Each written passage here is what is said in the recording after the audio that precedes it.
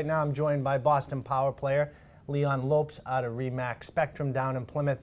Leon, in the greater Boston area, it's really hard to come across new construction, right? There's a lot of people that are buying homes, knocking them down and rebuilding, but to find land to build on, it's just not common in the area. What's interesting is that may be the case for the majority of Boston, but Plymouth is a whole different story. It really is.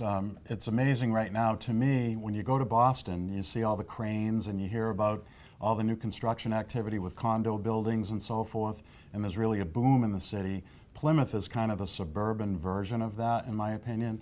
We have a lot of residential new construction projects going on right now, and I'll just rattle off a few. One is Red Brook, which is down in South Plymouth. That's an AD Makepeace community, which will have, when it's complete, 1,200 homes, lots of open space. There's ponds, there's cranberry bogs, there's a YMCA that the first phase is open, and they've only sold about 50 homes or so down there. So that's very much in the early stages of development. Is it similar to Pine Hills? It has things in common with Pine Hills, but it's a little bit more of a family oriented community.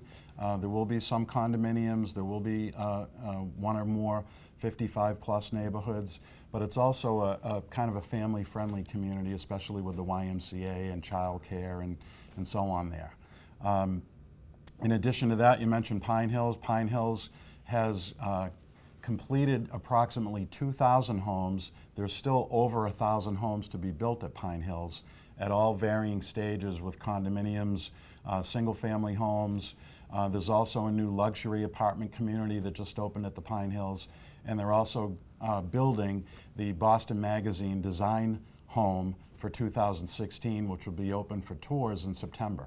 Pine Hills is a really cool place for the golfer, the downsizer, somebody who's looking for a community that has everything that you need right in one spot. Pine Hills is an awesome opportunity. It really is, and you know, we were at a meeting not too long ago, and we were reminded that the first home closing at the Pine Hills was in 2001. Wow. So here we are 15 years later, and they're still going strong, and it's just an awesome community. In addition to Red Brook and Pine Hills, Plymouth has some unique opportunity for new construction in the downtown area, both with condominiums. There's a conversion project going on right now at the former Registry of Deeds building in downtown Plymouth. That's going to become condominiums ranging in price from the high threes up to close to 800,000 with views of the harbor. There's also an apartment, kind of a high-end apartment construction project that's starting up in 2016 right down on the water in Plymouth as well. So in addition to that, you've got other pockets of development within the town of some small single-family subdivision type neighborhood communities, maybe with 15 or 20 homes. There's one undergoing now in South Plymouth. There's one coming down the pike in Chiltonville. There's still one under construction in West Plymouth with another 5 or 6 lots available. So there's a lot going on. A lot of opportunity. Everybody's talking about downtown Boston and the Seaport area for new construction. Check out Plymouth down on the South Shore. Definitely. A lot going on. Definitely. Thanks, Leon.